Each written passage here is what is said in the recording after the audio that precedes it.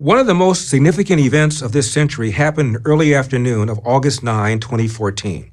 It took place in Ferguson, Missouri, a city on the outskirts of St. Louis. So embedded in the popular mind is this event that if you just say the name Ferguson, everyone knows what you're talking about: police brutality and racial injustice.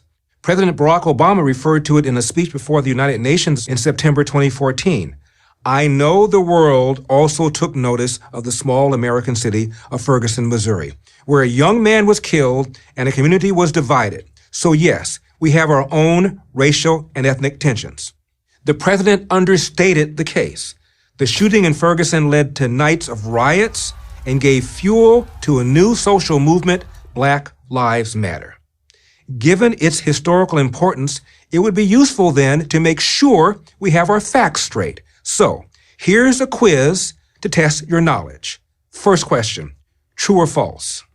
A young unarmed black man, Michael Brown, 19, was killed by a white police officer, Darren Wilson.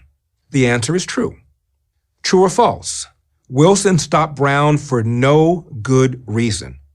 False.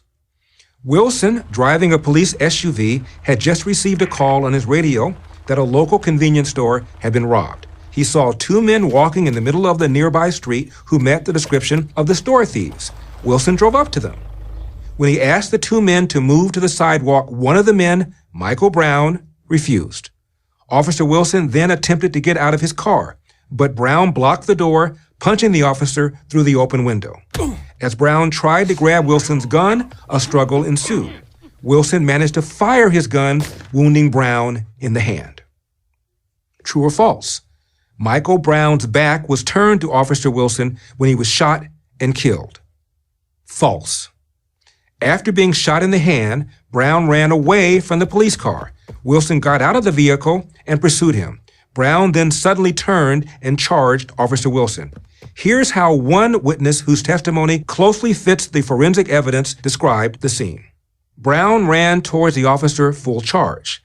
The officer fired several shots at him, and Mike Brown continuously came forward in the charging motion. And when he stopped, that's when the officer ceased fire. When he charged once more, the officer returned fire with, I would say, 3 to 4 shots. And that's when Mike Brown finally collapsed. The Brown family's own medical expert, respected pathologist Dr. Michael Baden, also conceded this point. The wounds Brown suffered were consistent with Brown charging toward Wilson, not running away. True or false? Before Michael Brown was shot and killed, he raised his hands above his head and shouted, "Hands up, don't shoot." False. Federal investigators from the Department of Justice found no credible evidence that Brown ever raised his hands in a don't shoot gesture or in any way heeded the officer's commands for him to surrender.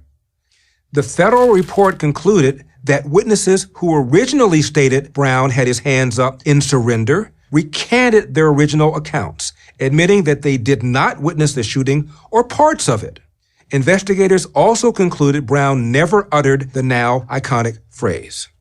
Again from the report, the media has widely reported that there is witness testimony that Brown said "don't shoot" as he held his hands above his head.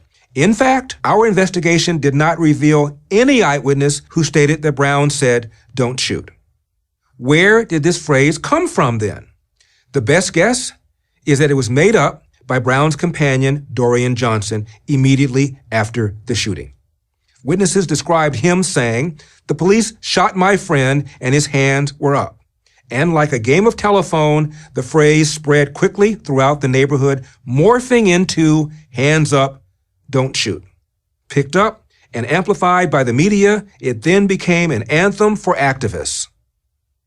True or false? A local grand jury investigation and a federal investigation both concluded that Officer Wilson was justified in his use of force. True. The local grand jury and the federal investigation, supervised by Attorney General Eric Holder, reached the same conclusion. Officer Wilson did nothing wrong. There was no basis on which to prosecute him. Here's how Heather McDonald of the Manhattan Institute put it in her book, The War on Cops. It was not a question of evidence not supporting high-threshold civil rights charges. It was a question of evidence eviscerating virtually every aspect of the pro-Brown, anti-Wilson narrative. There's another way to put this. The statement that an innocent black man was killed by a racist cop in Ferguson, Missouri, is a lie. Those who say otherwise are either willfully deceiving you for their own purposes or are wholly ignorant of the facts. Now you know. Act accordingly. I'm Larry Elder for Prager University. Thank you for watching this video. To keep PragerU videos free, please consider making a tax-deductible donation.